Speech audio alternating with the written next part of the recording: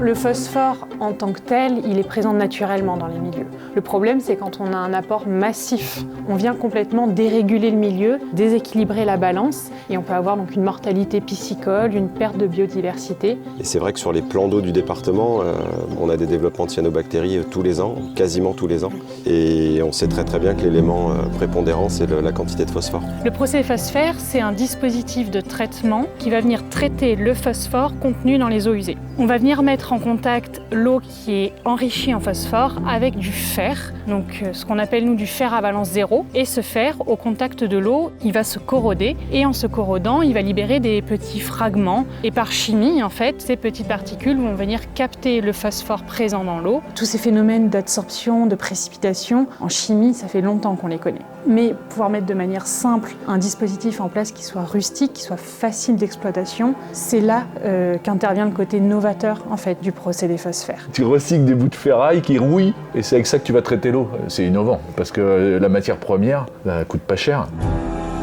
L'idée de phosphère, elle est là depuis quand même plusieurs années. La toute première thèse date des années 2010. Et donc là, Pauline, après sa thèse, du coup, a travaillé avec le Centre technique de l'eau, effectivement, de façon à ce qu'on ait ce transfert du laboratoire, du monde de la recherche, avant d'aller, demain, avec la création d'entreprise de Pauline, sur la proposition d'une solution commerciale. Le CTE, c'est un centre de transfert de technologies innovantes, issues en général du monde de l'université, et que l'on vient communiquer, diffuser, transférer vers les usagers, qu'ils soient privés ou publics, donc des collectivités ou des entreprises. Donc on s'est appuyé sur le bureau d'études de Limoges Métropole, les entreprises de travaux publics, des institutions telles qu'une institution en particulier qu'on appelle l'EPNAC. La recherche prend du temps. C'est ça aussi qui est intéressant avec la recherche, c'est que c'est jamais fini, c'est-à-dire qu'on va trouver un élément de réponse, mais qui peut amener 3 autres questions. Et là effectivement c'est le cas, parce que donc Pauline avait fait sa thèse sur le traitement du phosphore par le fer, mais de là ça a amené la question de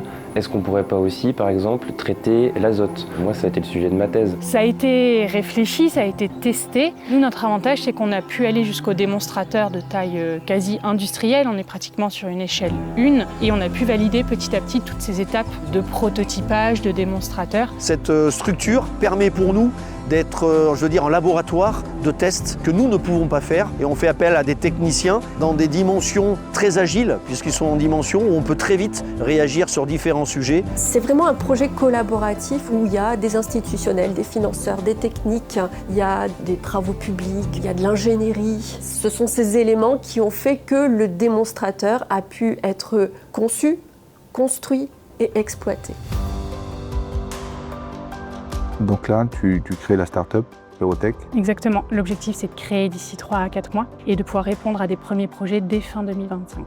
Le dispositif, il est à destination des stations qui traitent moins de 2000 équivalents habitants. L'objectif, c'est de rester en dessous des 50 000 € et si possible, de descendre aux alentours des 20 à 30 000 €. Parce qu'après, ce qu'on sait, c'est que traiter le phosphore, ok, mais si ça coûte trop cher, les petites collectivités vont pas y aller.